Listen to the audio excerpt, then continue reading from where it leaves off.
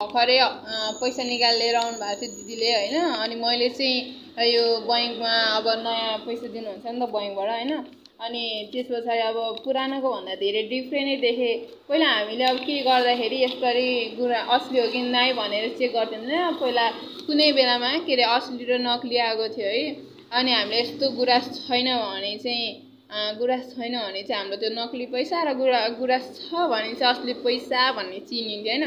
अहिले त यसरी गुराँस हेर्दाखेरि त 1000 रुपियाँ पनि लेखेको हुँदो रहेछ र अनि एम पनि लेखेको हुँदो रहेछ यहाँ तलनेरि चाहिँ। अनि यो पुरानो पैसा भन्दा नयाँ पैसा अहिले भर्खरै काटेको होला सायद होइन।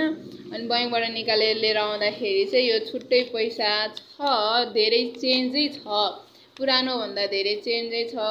अनि यसरी हेर्दाखेरि 1000 गुराँसम्म देखिन्थ्यो भने अहिले 1000 रुपियाँ पनि लेखेको हुँदो रहेछ। अनि यहाँ तल 1000 रुपियाँको